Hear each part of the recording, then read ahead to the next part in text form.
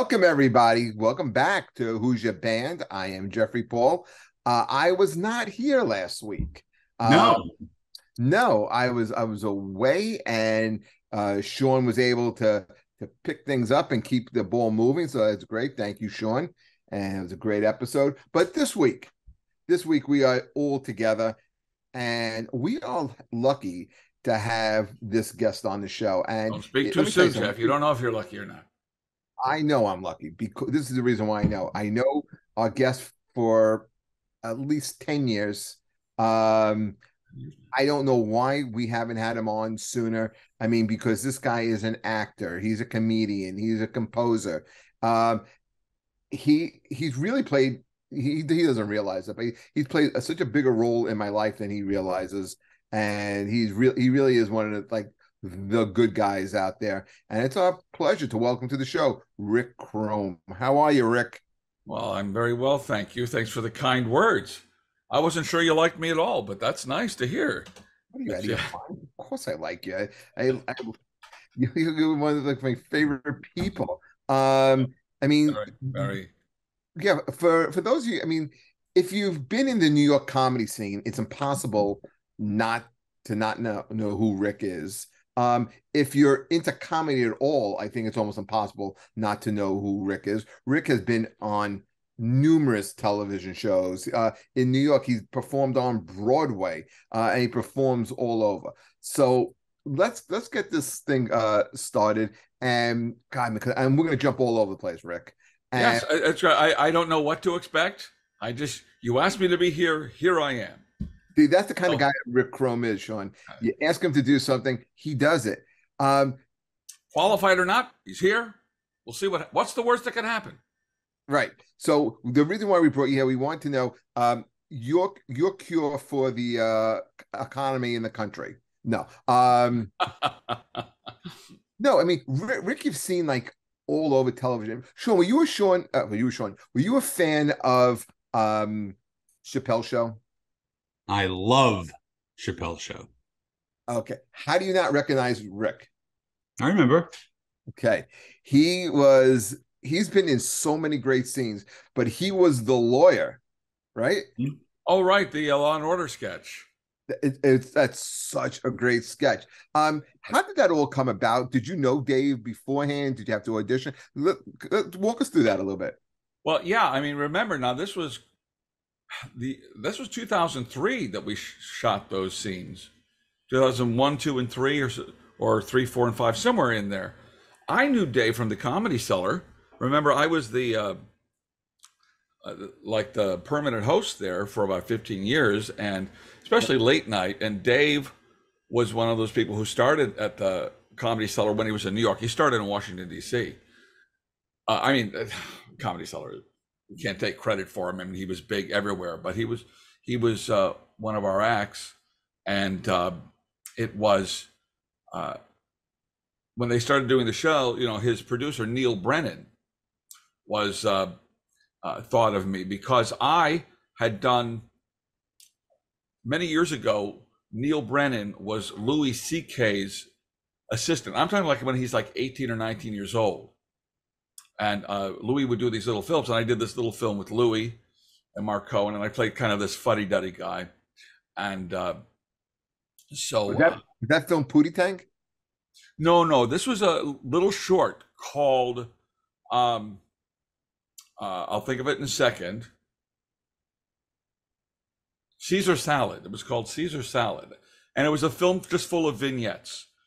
And a who's who of comedy was in it at the time. I did a scene with Mark Cohen, and I think Laura Keitlinger was in it. You know, all of the comedians around the 90s.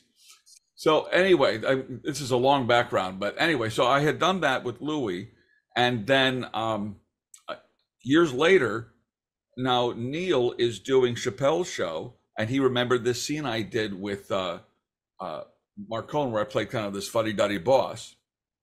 So there was a scene in episode 1 of Chappelle where Chappelle is talking about how basketball players call out the name of their favorite player whenever they make a play.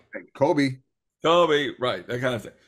So I don't know what episode it is in season 1, but I played the funny daddy boss, and he got up and I said something like, "Your performance isn't up to what it should be," and he went Spreewell and got up and choked me. I fell on the desk, and so that's how that started, and then that was scene 1. So basically, they asked me because they knew me, which is the best way to get anything in show business. This is why it's very important to be nice to people and network.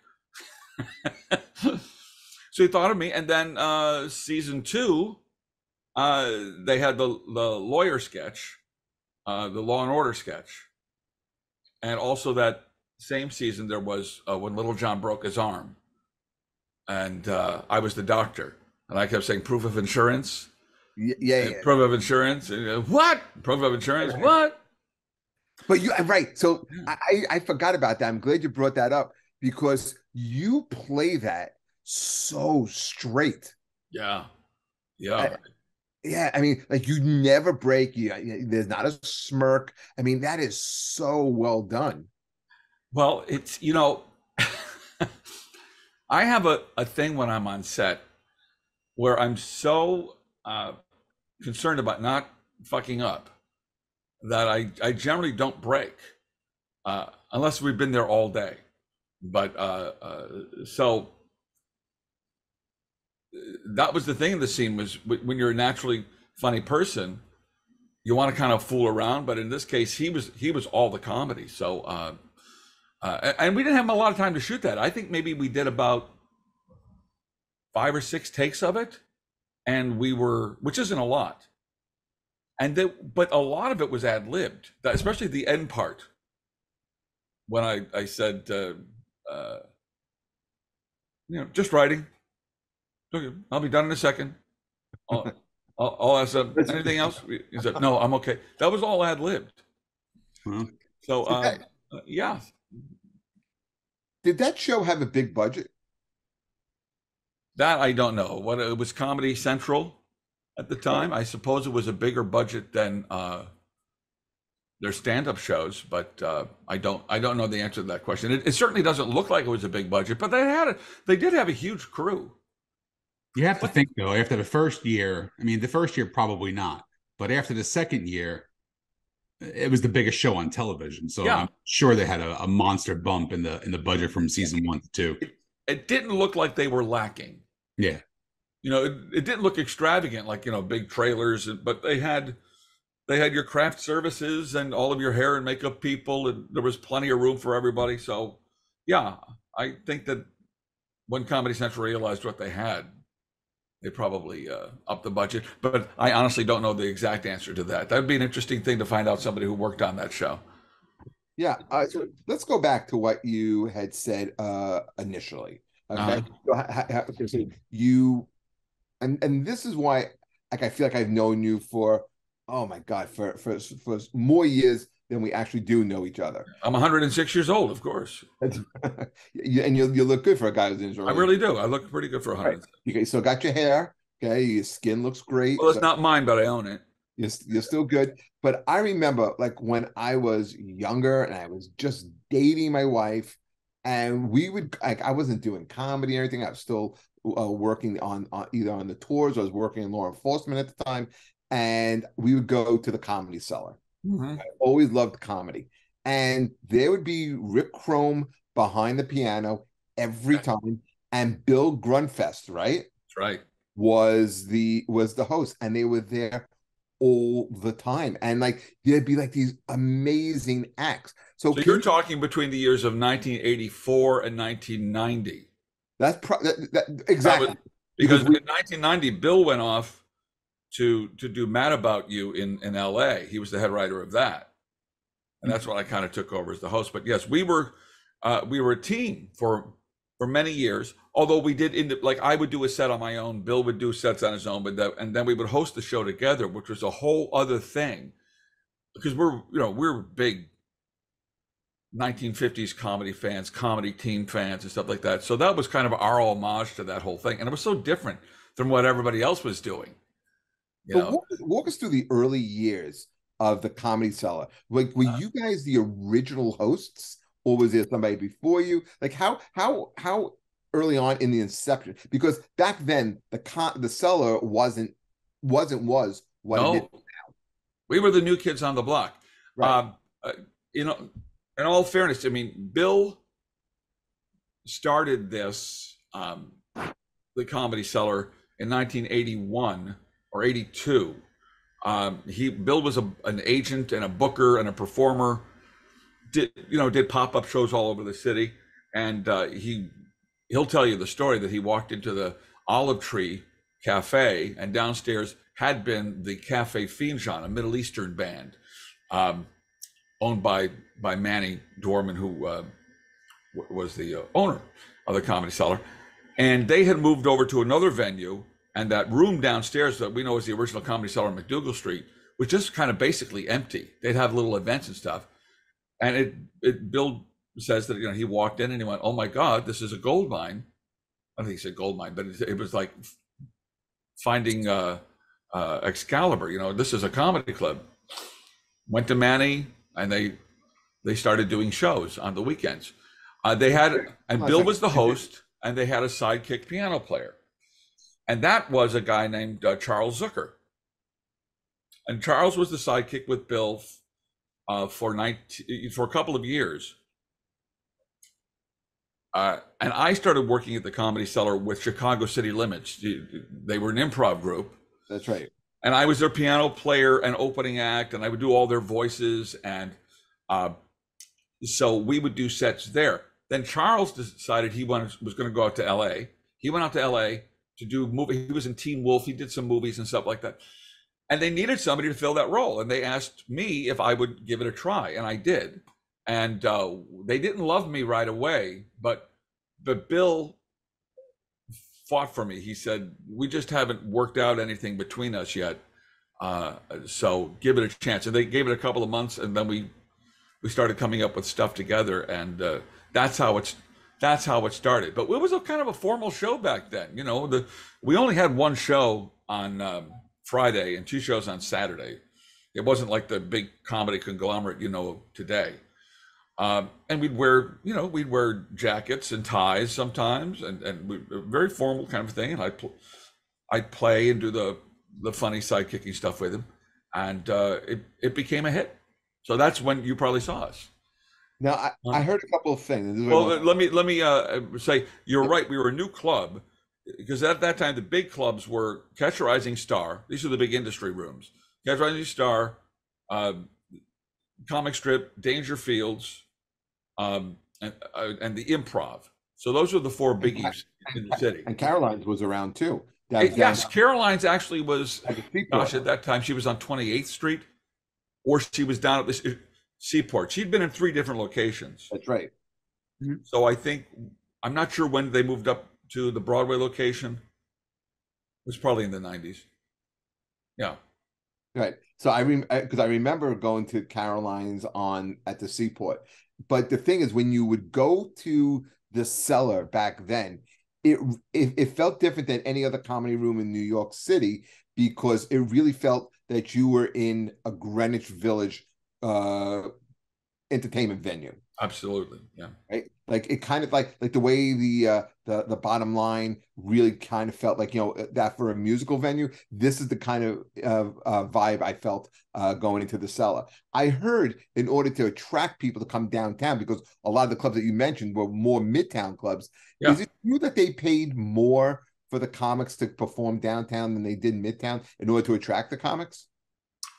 I don't know that as a fact, but I do know that Manny's philosophy was that you should always treat the performers well, and that will get better performers to come down. So as I recall, on the weekends, don't quote me on this, and we're going back 30 years now, so I think you could get $50 for a spot, $40 or $50 for a spot at the Improv or Catch for a weekend spot, and I think we paid $10 more. I That's Yeah, what I heard it was like, about $10 to $20 more. I heard it was a little bit more in order to attract people yes. downtown, because there was And no comedy downtown, because we had the restaurant, we also fed them. which Not for people, free, but but that's something that a lot of people don't know. Sometimes comics will take the gig, even if it's a little bit less, for food. for food, absolutely. Not me. I want the money. Yeah. Well, it's Money's good too. money is good too. It's then yeah, it's kind of important. Yeah. But also you had the atmosphere. Of course, the Comedy Cellar table as we know it now didn't exist that Right. then. We'd hang out up at the bar in the hallway, but those things developed, pretty shortly after that. And remember, Bill was booking people who were just local New York comics at the time, who happened to be Jerry Seinfeld and Bill Maher and Paul Reiser and Carol Leifer and Rita Rudner and Larry Miller and Gilbert Gottfried. I mean, these were just working stiffs in New York, and they were, because they wanted to come down because they were being treated well. And I'll tell you know this as a comedian now, how many club owners or staff, sometimes you'll go work a place and they'll treat you like you're not special at all. You just you're just a comic, and that's hard. That's hurtful for our fragile egos, But you go to a place where they're happy to have you, great set, we're going to feed you now, that kind of thing. I think it makes all the difference in the world, don't you? For me, if you're asking me personally, yes, I do. But do you think comics appreciate that now, or do you think there was a time where it was appreciated, but now you think it's almost things are taken for granted? Well, give me my money and let me go. I think people are in general more, less grateful these days. But of course, now there's 15,000 comedians on McDougal Street. So right. There wasn't that many comedians. There's also a difference between a comic who actually wants to do well in comedy and go to the next level and make money and then go on to touring and stuff. And then there's comics who just want to brag on social media that, hey, I worked every day this week, blah, blah, blah. But what did you make? $35. And would you spend 150 doing it? Or I did 3 bar shows this week. Right. Exactly. So there's a huge difference in that. I mean, the market is pretty saturated now. There's more people willing to do the work for free than there are places that will actually pay you as part of their brand. It used to be, here, let me sound old person alert. It used to be, the idea was a nightclub. If you had a nightclub, you were responsible for putting on the best show you could and attracting your own audience. Right. That was the thing. So, then this whole thing about open mics and bringer shows. Well, the bringer shows, I don't know when that became part of a staple of comedy clubs here, where they had this whole alleged farm system, where you bring the audience for the first year of your career, and then maybe give you an audition with the owner. I mean, was that an Andy Engel thing? Was he the one who kind of started that? I don't think it would be just him. He certainly took advantage of it. I know he was like one of the first ones and like one of the big ones, and he did it like it seemed like at every club, but most notably I think it was Gotham where he was, right? Yeah. Well, I mean, it makes sense that if you're a promoter and you say, "Gee, I have people who will labor for free," sure, and they'll bring you the audience and the money. I mean, who wouldn't do that as a businessman? I'd have 50 rooms every night of the week doing it. But then the audience is.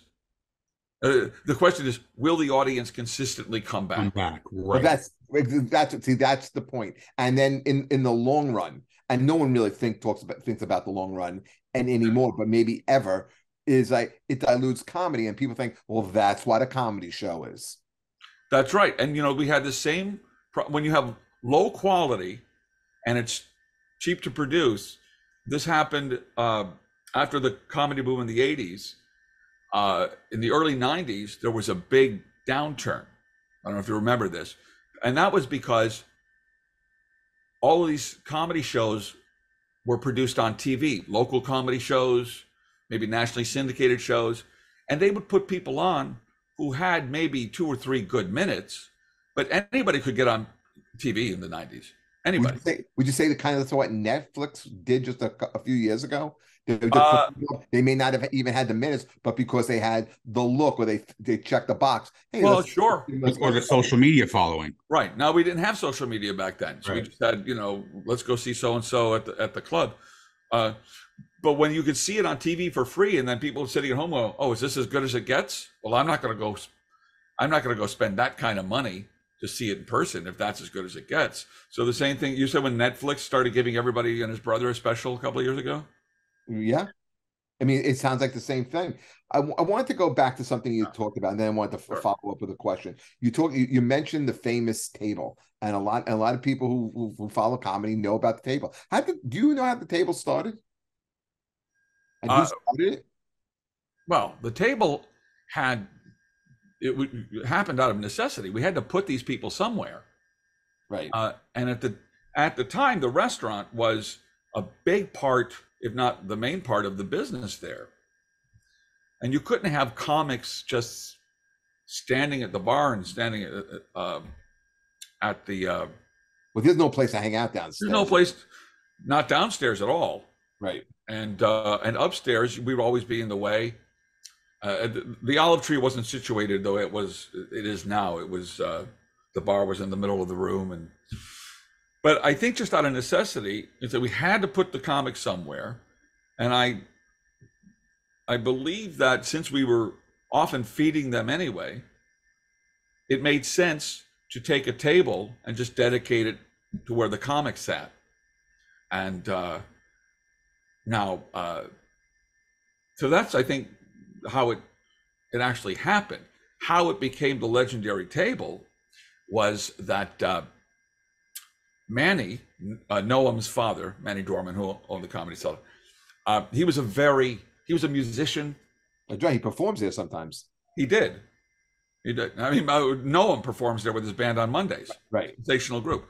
But this was a Middle Eastern band. But he had been a musician, and he was very political. But at this point, he used to say, I was a liberal in the 60s, and I'm a conservative in the 90s, and my politics haven't changed. My views haven't changed. But he was a provocateur, and because he loved to sit with the comics and engage them in political issues of the day, and then just yell at people, and they'd yell back, and he'd yell at them, and they'd yell back, and then somebody would say something hilarious, and they'd all fall out of their chairs. So this became a bonding experience. And the discussions that we'd have, it was like we were doing The View, a mostly male version of The View, every night there. And Manny would kind of lead the discussions. And then Colin Quinn, when he came up with Tough Crowd, it was inspired by our conversations at the Comedy Cellar table. So that's how that came to be. I can't remember when I was part of it. See, I hate to sit at the table now because I don't know those comics. Nobody's talking about anything interesting. But a lot of it used to be about just like ripping on each other. And that too, I thought actually that was the beginning of the end of the Comedy Cellar table that I knew, when it just became about coming in there and roasting each other. Because you're going to do that all night? Sure. I mean, a little bit of it was enjoyable, but Patrice O'Neill was, he was very sharp at that. I mean, you would come in, he'd find your flaw, and he'd go at you all night long. That's right. And it was, while some of it was funny, eventually it just became old. It became old for me. You grow out of it. You grow out of it. I do remember the funniest thing, though, that ever happened was I'm sitting at the table, and Patrice, either I was there, I saw it, or I heard about it. You know how memories are 30 years in. Patrice and Nick DiPaolo were having an argument. And it goes, Patrice said, "Black people built the pyramids." And Nick said, "Yeah, they were supposed to be square."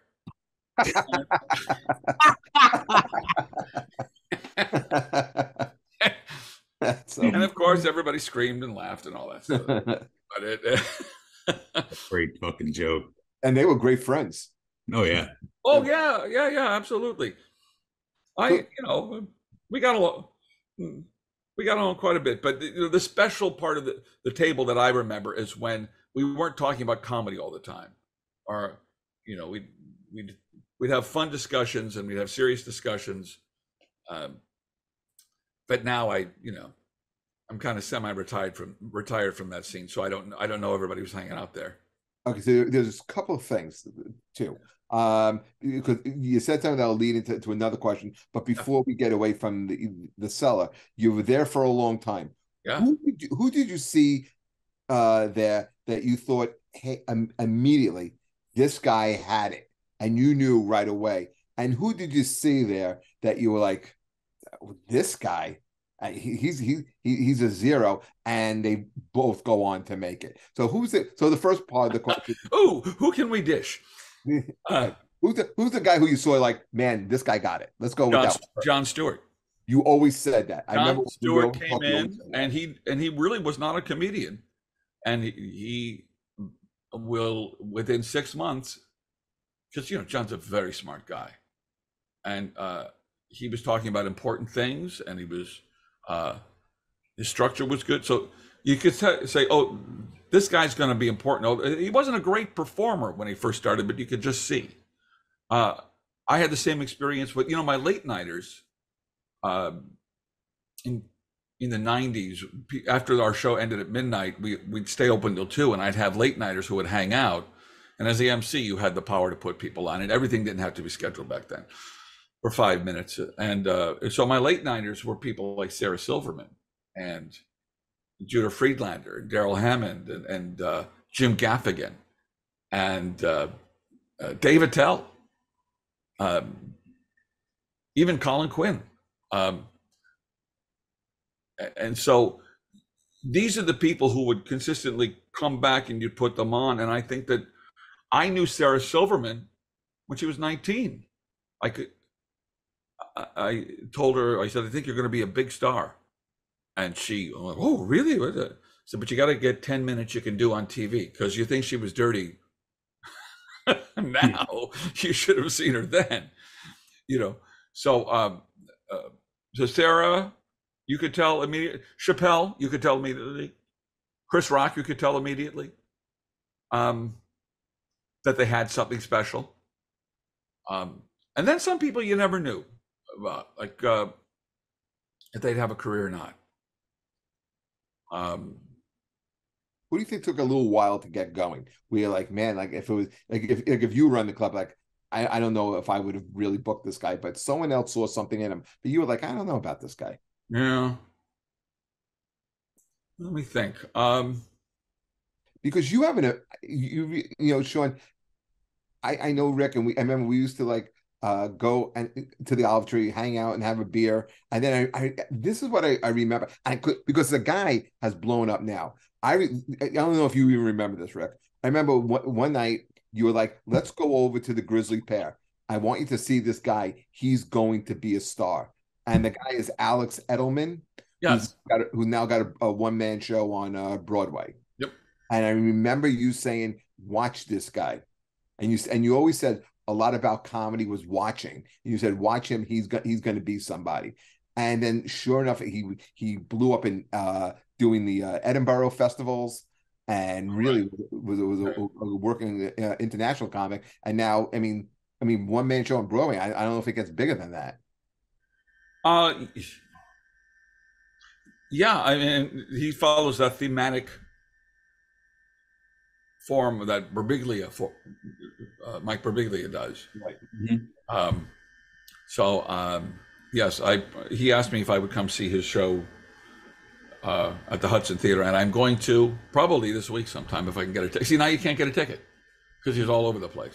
Right, but who was the guy? But let's go. But before I let you get off the hook on this one, who was the guy like you said? I don't think he's going to make it. Well, I see. I never. Jeff Ross. Jeff, who? Well, at that time he was Jeff Lifschultz. With Jeff Lischultz? Yeah. Yeah. No, I mean, it's hard to tell. I don't think I ever looked at anybody and said, no, they're not going anywhere, because they just take they make some sort of adjustment in their act, and all of a sudden they become great. You know, Well, I've seen a few. yeah, I like Louis C.K. was an absurdist, you remember. I don't know if you remember. I remember how drastically he changed his act from the way he would do the way he dresses, the way he talks voices, about. and the very abstract material, and often he wouldn't get a laugh at all. I mean, and so, you know, you weren't sure. But then at the same time, he was writing for Letterman, he was writing for Chris Rock, he was right. The Chris Rock Show on HBO. Yeah. Yeah. Gosh.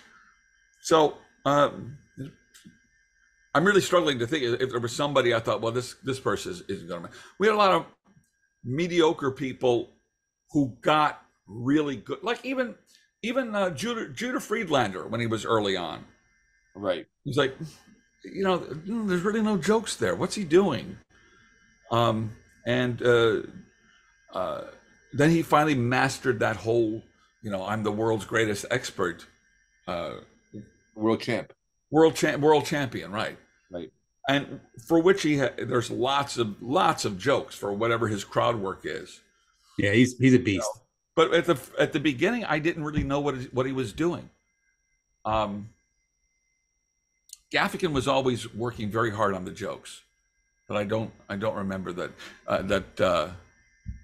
I thought immediately, oh, that's going to be a star. You remember Jay Moore? Remember Jay Moore? Sure. Sure. Yeah. Great impressionist. Great impressionist, and when he was 21 years old, and so I mean, he was so cute. I mean, he was so movie star good looks. Right. And his material was all kind of weird and sexual, but it was all he was a good salesman but he was for the material. Jay and Moore I just thought he's going to get a movie. He's going to be a star. Yeah, he was always very entertaining. He did the voices. You know, he did. Remember, he did Christopher Walken. You know, and he kind of did it before I think everyone else did. He was one of the first doing Walken. Yes. And so he was good. He was good on Opie and Anthony, and he had a little manufactured feud with Dice on the show, which gave him Otto too, and Otto and George. Yeah, and Otto and George, right? But then you when you mentioned because you made me think about this. You mentioned how Tough Crowd kind of evolved out of the table. Yes. Okay, so Louie on FX was one of my favorite shows. I thought it really was a great show about a comedian's life. Loosely on a comedian's life, and there was a really famous scene in I think might have been the first season where you guys are playing cards. Yeah. Okay? And you kind of go back and forth with Apollo on that. It's right, the poker table scene. Right. Was that something that is based on reality, or is that something you guys just kind of came up with? Okay, let me see. Do you want the long version or the short version? The short answer is yes, it's based on reality. And if you recall, the episode dealt with the use of the word faggot, and also the origin of where that came from, and then also the gay jerk-off clubs. It's kind of a funny story. Louie remembered both of those, because here's what would happen. I would come in, and because I was the only gay guy at the table, these guys would ask me questions about all sorts of gay sex stuff. And instead of putting them on, I would just tell them, and they would squeal like little girls. And Louie loved that.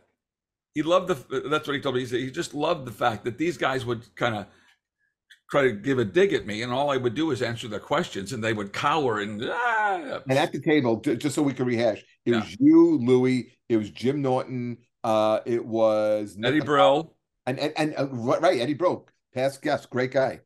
Eddie Brill, Nick DiPaolo, and Hannibal Buress was there. Oh, that's right. I forgot about him. Yeah. So anyway, the way it happened was Louie had been shooting his first season, and he came in and he said, "Hey, you know that story you told me about the origin of the word faggot and the things about the jerk off clubs?" I said, "Yeah." He said, "Tell me those stories again." So I told him the stories again, and he said, "I think I want to put those in the show. You know, would you mind playing yourself?" This kind of thing. Sure, okay. Then what happened was we had. At the same time, he was having a little controversy about whether or not he should use the word on stage anymore, right? The N word and the F word. Should you use either one of them anymore? That was the crux of that scene at that point. Right. All right, I'm giving you too much detail now. So that's why this is great. I think for me, I love this because talking to you is like I'm a big historian. This is a lesson in history, right? So this is great. So Louie says to me, "Do you want to do this scene?" Okay, yes, we'll do it. He writes the scene based on the stories that I told him. A lot of people think that whole scene is ad-libbed, and it's not. He writes a full-on script of the stories I told him, plus he embellishes it with other stuff that is not true, but it fits thematically. So then we shoot the scene on a Monday. And the reason I say Monday is because I got a call on a Friday to see if I could shoot the scene on a Monday. It was that quick. It was that quick of a turnaround. So I memorized this whole thing, and then we shot it, and it became an iconic scene. So and there's some ad-libbing in there that was cut in, but we shot all day. I mean, we must have shot 100 different ways and little sections and stuff, and he cut it together very nicely. But here's the thing: that aired as the first scene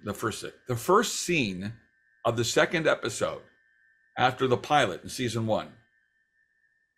First scene in the second episode. Right. They had planned to do it like episode 8 or 9. But it was such a powerful scene. And if you haven't seen it, everybody on YouTube, you can look it up on YouTube. Just search for Poker Divorce, because that was the name of the episode. And the whole I know when I go back and watch it, because again, I've gone back and watched it several times. It's like I put in Louie poker scene, and that's what comes up. That comes up too. So Louie says that FX came to him and said, "This is such a good scene, and it really sets the tone for the rest of the show. We want to do it as the first scene after the pilot." But at that time, it was a little too dirty. The words he used, we kept a lot of words in his first cut. Yeah, because I think what happens is the show originally starts at 10 o'clock. And then because of it winds up moving back to 10:30 because they can get away with more language. Yes. Right. So he thought, well, can you recut it so that we're not using so many swear words? And he did. And actually he found out that it actually made it funnier in some spots, because we're talking about the gay jerk off club, right? And the original line is "Why do you wear shoes?" And the line was, "Well, eventually the floor is full of cum. Come on." So he cut cum. So the way it goes now is, "Well, eventually the floor is full of stop it." They cut the Nick, "Stop it," and it's funnier because I don't say the word.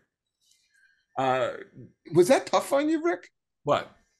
Doing that scene, because from my perspective, watching you do it, like you're getting bombarded, especially by DiPaolo, man. He's hammering you pretty hard, and you're like hey, I'm just going to answer these questions, and you're not phased. But I'm trying. But again, I'm looking at you. I'm like, lighten up on the fucking guy. Well, honestly, Nick and I were very good friends back then, and that was our relationship, because he would kid me, and I just tell him the truth, and I know we appreciated each other very much back then. I haven't seen him in a long time. That's why I say back then. Yeah, he moved. He's in Georgia now. Yeah. So, but it's exactly the attitude that Louie wanted to recapture in that scene, where I would just very basically say, well, here's the truth, and they all go, ah. So that's why in the scene, when you see it, I'm just taking that tone. Where I don't care, you want to say it, but here's what it means. Take it or leave it, that kind of thing. So it wasn't hard on me to do the scene. It was a very, I was with my friends and my peers, and I think that's also thematically important, that I'm at the table, and I'm not. Yeah, they're giving me the business, but I'm also giving it back to them. But at the end of the scene, I'm still part of the group. Right. At the very end of the scene is where I grab Nick by the head and I kiss him on the forehead at the end of the scene. And everybody laughs about it, including Nick. And that says to the audience watching that, Rick is part of the group. He's just not like the token gay who's and that's why it's an important scene. Yeah. Right. They accept him, they love him anyway, and the way I play it has a little more integrity than just fighting them. Which, interestingly enough, if you're a show business scene, the first take I did when I did a rehearsal with those guys before we shot that day, I had just the same feeling that you had, that, oh my God, it feels like they're ganging up on me. And I have to. Except for Norton. And my performance was more combative. Although I didn't change many words or anything, I was going at them like they were going at me. And Louie took me aside. He said, that's not working. I need you to be just absolutely nonplussed and sincere in what you're saying. And I said, I know exactly what you mean, because that's the way I planned to do it anyway. And I made a stupid actor mistake where I everything I had planned and rehearsed, I threw out the window right before the first shot, which is a stupid actor machine to do that. Yeah. No. So on to something like, listen, you've had like an insanely big career. They did a documentary about you called, I think it's called, is it Hey Rick? Is that what? Oh, Rick. Oh, Rick. That's right. I knew your name was in. O-H, Rick. Yeah. And done by some of my former students who are documentary makers, and they decided that I deserved a documentary. So who was I to say no? No, listen, I was there when and I warmed up the crowd when we did the Rick Crom roast. Remember? The roast. Yeah, we did right. At the Village Underground, I think it was, right? That's right. We did it 2 years in a row, but the year you did it was better. The year that I did it was better. Yeah, because it was the first time. Right, that was good. We did it. Yeah, we had packed house. Remember? That was great. Right. I remember, because I watch that every once in a while when I'm feeling down on myself. I'll just pop in the roast. Right, and get roasted. The joke I did about you is that I really admired Jeff. So it was a middle-aged man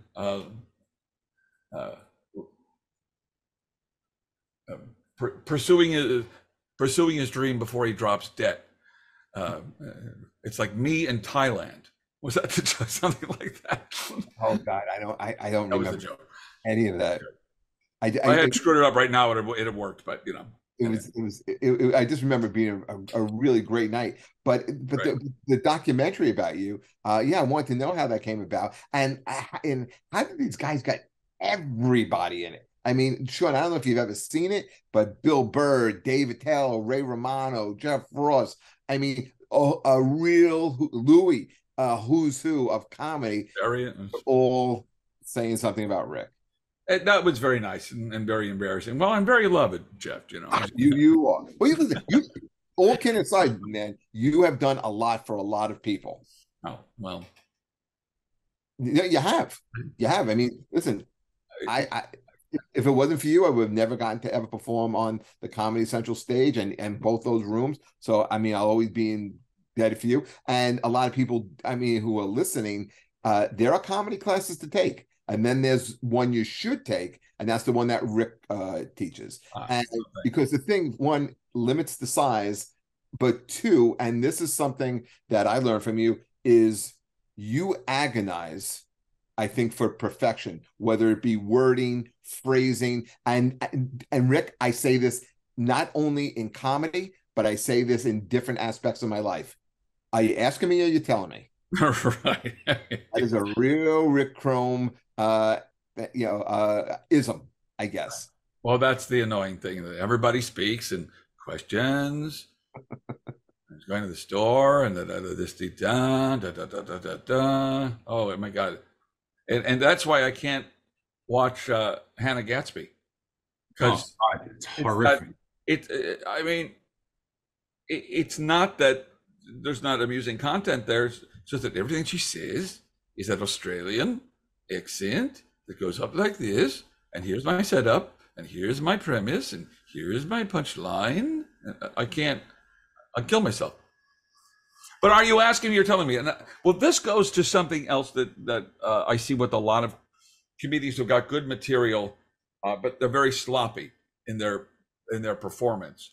And I'll just say briefly, my philosophy on this is, whatever you do, have a point of view.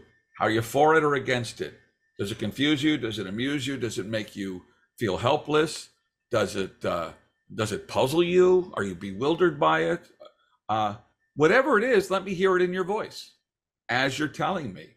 So you don't tell jokes, you relive them for the audience. And simply by having an emotion in what you're saying, same words, takes it from here to here instantly.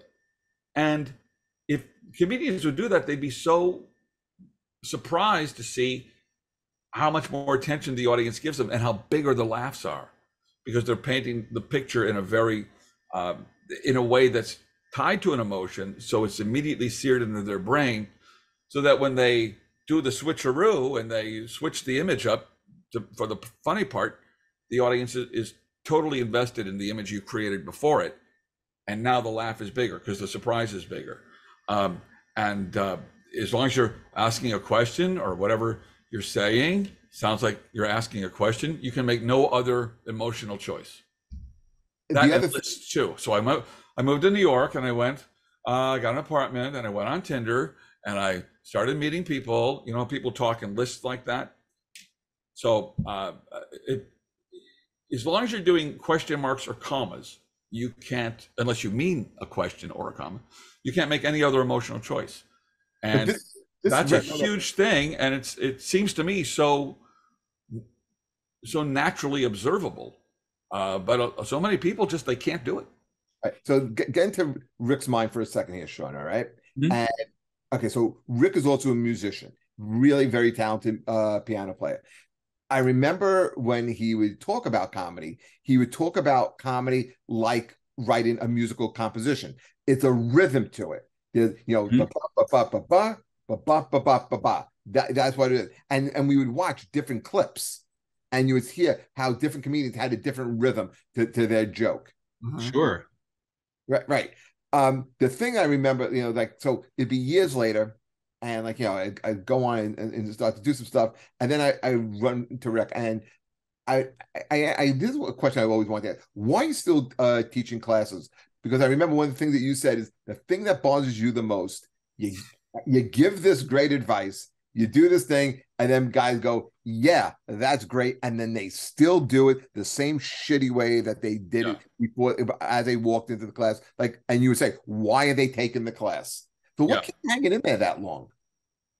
Well, it's listen, I'm 66, and don't have to go on the road, and I don't have to, really, I don't have to slug it out trying to get spots in comedy or film or TV or Broadway. Those jobs as a performer, they're very inconsistent, and I should not complain for working 12 hours a week. I mean, how arrogant would that be? So I mean, just out of necessity, that's why I'm still teaching the classes on a practical level. Now, it also it's not negative most of the time. Most of the time, I get very jazzed at seeing somebody develop week to week, and I actually get invested with them, and I feel that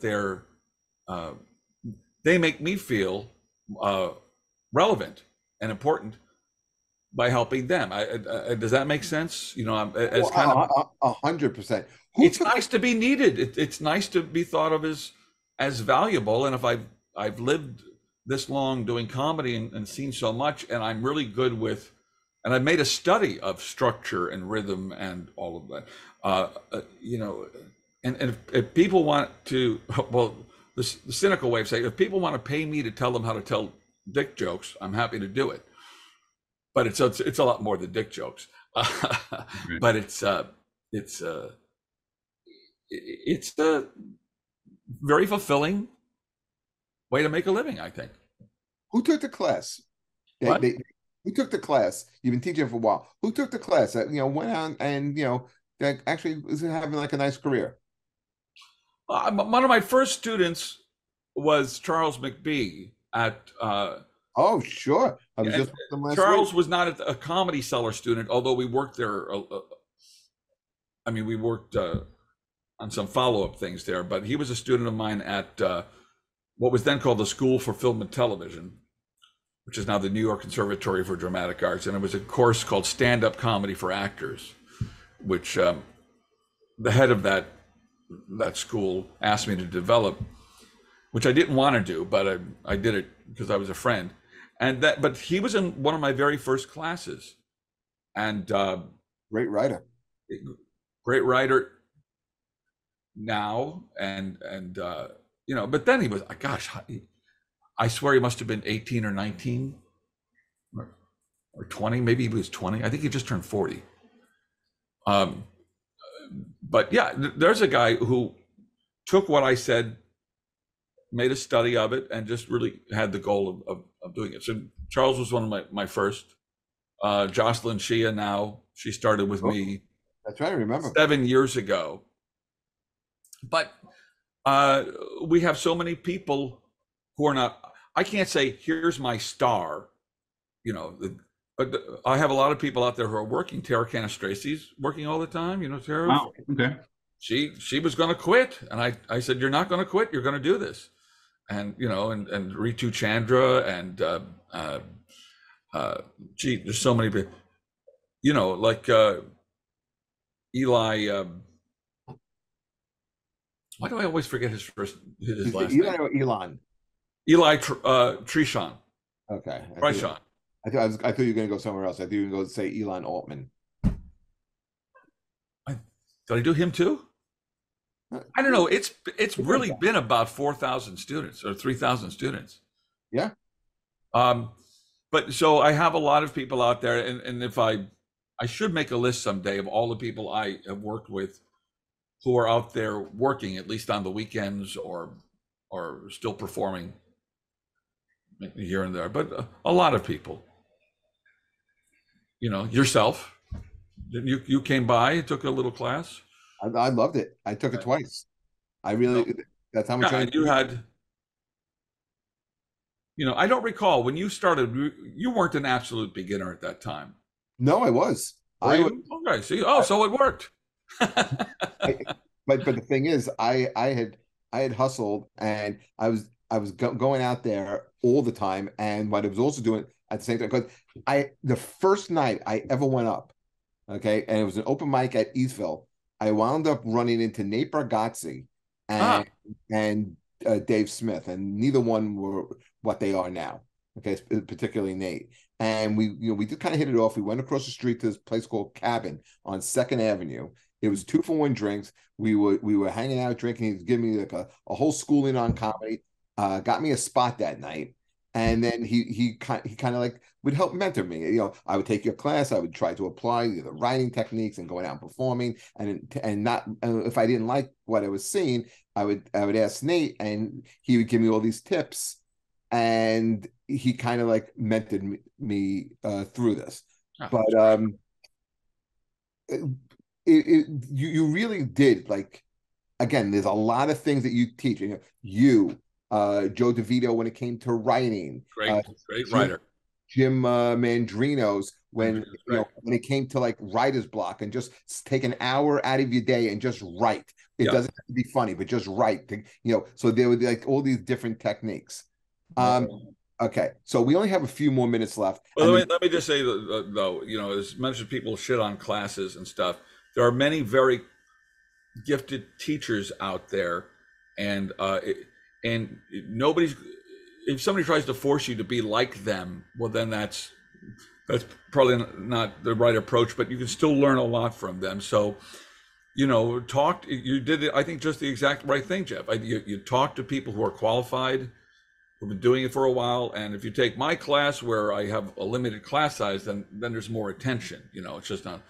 So you can learn from anybody, and eventually you'll develop your own technique. You find your own way, but it also saves you time, gives you some shortcuts into like what mistakes not to make, right, and what bad habits not to get into. Which you see some comics making the same mistakes over and over again. Well, people don't know what a subject is or a premise is, and because it looks like they're just making it up.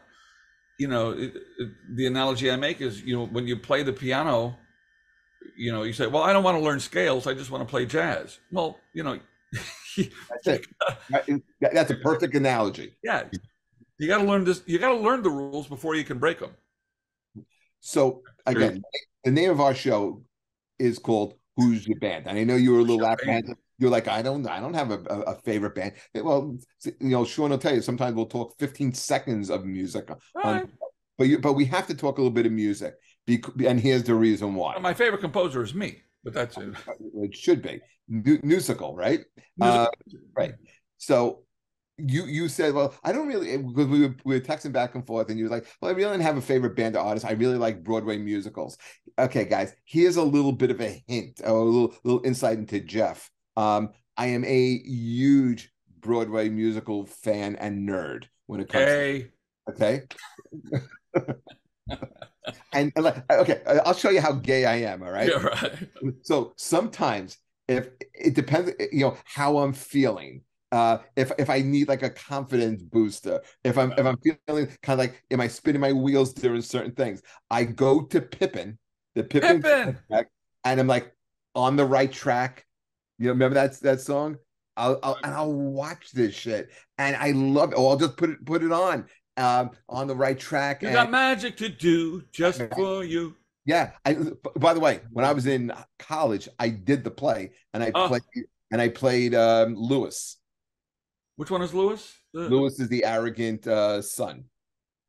Yeah. He fights the Visigoth, kind of having a little bit of thing with his mom, Fastrada, and whoever gets cast in Fastrada is always pretty hot. Right. Right now, I sing "Thank God I'm Old" from that same show. Oh, that's is it "Thank God I'm Old"? No, it's called "A Little Bit of Sunshine." No, that's from Barnum. No, the one you're thinking is it's time to start living. Time to take the world from the world we're given. Time to take time. That's right. And just no time at all. That's the one. Martha Ray played that role. Martha Ray played it brilliantly, but you know who played it first? Your grandmother from the Beverly Hillbillies. That's right, Irene Ryan. That's right. She came off stage after singing that number and had a stroke. Is that true? It's a way to die, isn't it? No, is that true? Yeah. I did not know that. I don't think she dropped dead right then, but that's the way people tell the story. So she sang the song and came off and died. But so what do you listen to? Like what Broadway albums are you well, it's. Have you seen this Kimberly Akimbo? Was it called? Sorry, Kimberly Akimbo it won Best Musical this year. No, I haven't seen anything. It's fantastic because the last most recent thing I saw was Evan Hansen. Evan Hansen. Did I see? I know I've heard the score to Evan Hansen. I don't think I. It was great. Yeah, I went in very apprehensive and seeing it. I didn't want to see someone with problems. Okay, yeah. And then like about 15 minutes in, I'm like, holy shit, this is so good. And the cast was so talented. But I haven't gone back to Broadway really since the pandemic. Well, go see Kimberly Akimbo if you can, and also there's the classic things. That's classic now. This revival of Sweeney Todd is out of this world. Never a fan of that play. This was a great musical. And what's the one with the? Well, you probably don't like the Sondheim thing. That it's very wordy. And what's the one with the talking plant? Oh, Little Shop of Horrors. Never liked that either. Oh, all right. I saw Book of Mormon phenomenal 10, 12 years ago. I would go back 10 more times. It was so freaking good. Well, that's imagine those guys get away with so much shit in that play because they're the guys from South Park. That's the only reason why. Yeah. And they also have Bobby Mendez and is it Bobby Mendez and Mark Shane? Who started? Who did the score for it? Oh, Trey Parker and Matt Stone. But I think Bobby Mendez, I forget who else wrote the music with them. But that's one of those great anti-musicals where they're doing anything in a musical that you're not really supposed to do, and so that's a lot of fun. Book of Mormon. I didn't expect to like Hamilton because I thought, I don't like rap. I don't like. But then I saw it and I thought, holy shit, it's a combination of spoken word in rhythm with actual chord changes and sung parts too, and all staged, the numbers almost like their music video. It was astounding. I love seeing things like that I expect to hate and go like, this is phenomenal. Next to Normal was the same thing, again about mental disease, and like, oh my god. I kind of like. I like Broadway to be Broadway. For me, I love the old-fashioned musicals. Right, like I mean, I don't want. I mean, we have to go as far back as Oklahoma or Funny Girl, but I mean, something like I thought Phantom was what Broadway should be. It was big sets, big costumes, great orchestration, and then I kind of feel that Broadway has gone in two directions. I think it's become the jukebox musicals, where something is based on the career, whether it be Tina or whether it be Michael Jackson or Cher, all shows I've seen, Jersey Boys. And then I think it's become what I don't like what it's become today. I think it's become very, very preachy, and I don't need that. I just want to be in. Yes, there is I think there are segments now of different kinds of musicals. Yeah, I agree with you. Some of them are becoming a little preachy about social justice and all of that, which is, fine if you want to get away with it. Like, for instance, this is something that fills the bill is Some Like It Hot. Did you see that? No, but that's based on the Jack Lemmon. Based on the Jack Lemmon, Tony Curtis movie. Great movie. Yeah, and they set it in the 30s. And this checks a lot of boxes for it because there's a big, splashy, huge dance numbers, tap numbers, great, big band orchestrations. It really is big, splashy Broadway musical. And then it's the story. These guys are hiding out as women in a girl band. And the Jack Lemmon role is now played by, won the Tony, by a gender non-binary person who, in the actual movie, the Billy Wilder movie, that character embraces his femininity. It's like, well, I'm engaged. So they've taken one step further in this musical, and not only is he embracing the feminine side, has just decided to live as a woman. And does it work? It works. It doesn't hit you over the head, but it's definitely there when you see it. It's definitely there. They say some definite things that would not have been said in 1934. But it works. You know, it's a big Broadway musical. But yeah, it works. The audience doesn't go like, "Oh, stop preaching at me." Did you ever see this play? I loved it. I saw it multiple times, and I didn't think it got the due it deserved. They took John Waters' film Crybaby and turned it into a Broadway play, and they did it at the Marquee, Yes. Marriott Marquee Theater. The Marquee was the place where I did my first Broadway show, The Goodbye Girl, with Martin Short and Bernadette Peters in '93.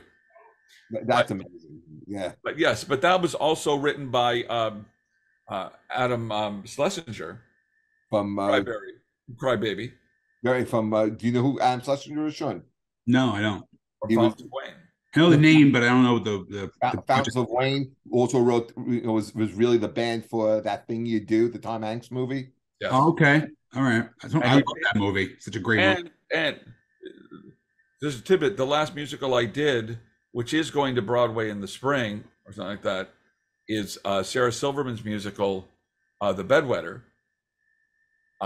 You know, I did that a year ago, and we just did a workshop. Adam Schlesinger wrote the songs for that.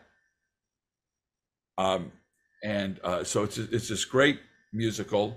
I play about 7 different characters in it. And that'll be my next Broadway musical. But you may or may not know that Adam Schlesinger was one of the first people to die of COVID. I do know that. Yeah. And a young guy too, 52 years old. He was like us. Yep. No comorbidities, but he got a bad dose of it, man. So anyway, his music will still live on Broadway. It won't be the fall at this point, but it will be probably next spring. And it's called The Bedwetter, and it's about Sarah Silverman when she's 10 years old. Sarah's not in the musical. You like performing on Broadway? I love it. I mean, I did 4 Broadway shows in a row. I did, I won't say in a row, but very close together. First one was The Goodbye Girl in 1993. Then I did Footloose on Broadway for a couple of years. I was in I think before that I was cast in The Once Upon a Mattress with Sarah Jessica Parker, which I can't really count because I got cast in it 2 weeks before it closed. And so I never actually went on. I was taking over for a role. And then I did a show called You're in Town. Right. With a U. You're in Town from 2000 to 2004. So this is the joke I do is I'm going from You're in Town to The Bedwetter. I'm on the urinary tract. But I had, this fucking business, man. Then it was 20 years before I got another show. So I like doing it. It's hard work. I mean, 8 shows a week. You're always at the theater. You're always rehearsing. It's, but I'm looking forward to it because I haven't done it for a while. No, I'm very curious about that because this year for the New York Comedy Festival, I did a play. I did Sheba Mason's play. The Sheba Mason musical? Yeah, well, it was the Jackie Mason musical. Right, that's what I mean. And Sheba plays her mother in it, and I played a character. I had to learn how to sing and dance a little bit, so I did that. I want to do something out of my comfort zone. I think I just think it helps you grow that way. But I mean, it was great being able to like just go and have like a month run of shows. It was really cool, and I could just imagine what it must have been like for you to be on Broadway and be able to like make a living like that. That must be a hell of a thing. Yes, I was making a living. It's it doesn't pay as much as you think it would, but it's great. I remember this from Urinetown because it was my birthday, and I think it was my 44th birthday. And the stage manager said, "It's your birthday. Why didn't you take the day off?"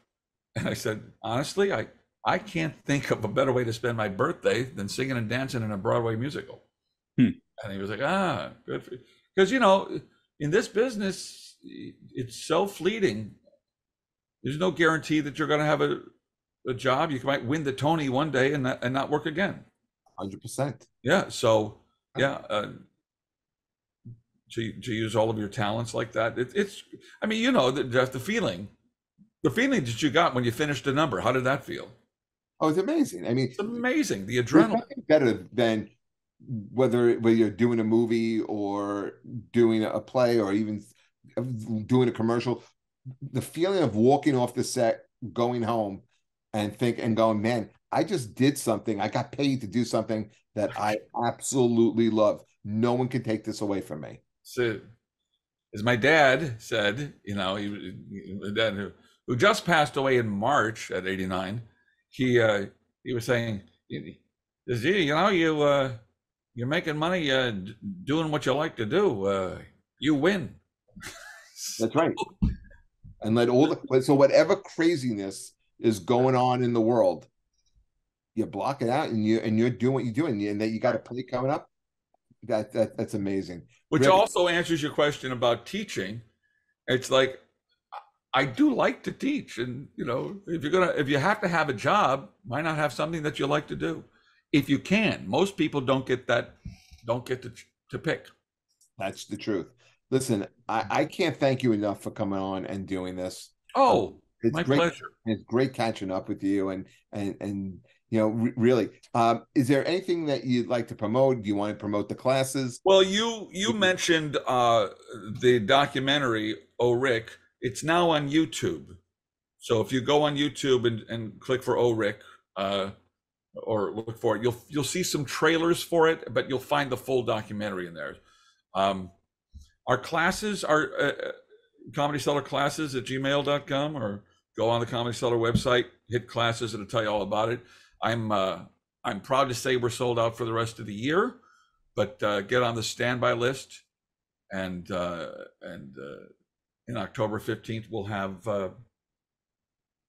we'll open enrollment for January. And you have some pretty good instructors. I mean, I remember last year I was doing a gig on the road. I was with Veronica Mosley, and I know that she Just me and her.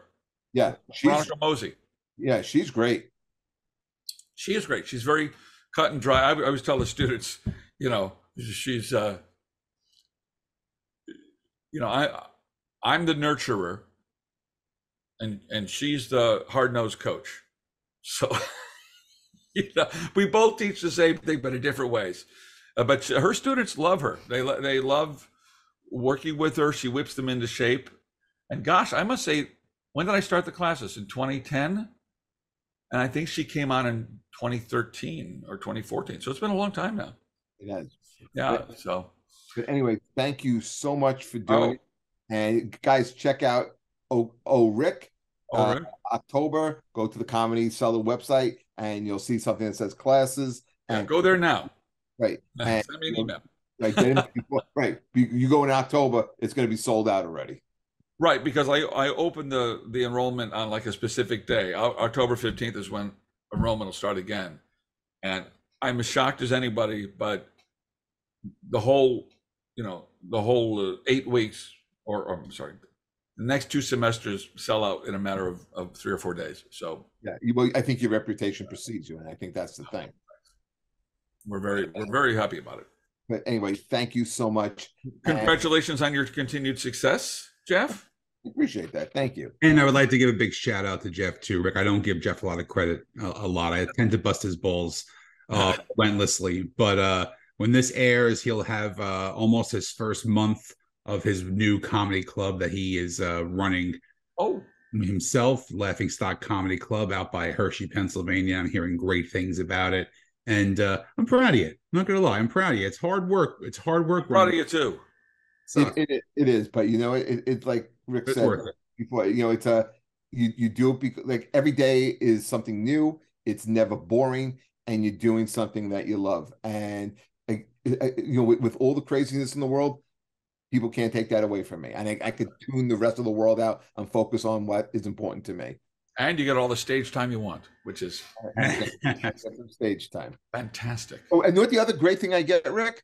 I get hit up by people who couldn't give 2 shits about me a couple of years ago, and you get that, hey buddy, Been a long time. How you doing? What's new? What's new? Who's booking that? Yeah, I get a lot of that too. Huh? Stupid. But you mentioned Charles McBee. We had Charles McBee not this past weekend, the weekend before, and he was great. I work with Charles all the time. He's been on the show as well. Yeah, he's terrific. Great guy. But okay, guys. Well, again, Rick, thank you so much. Thanks for having me. My pleasure to be here. Great time.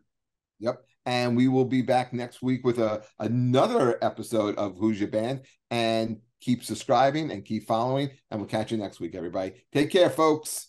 Later.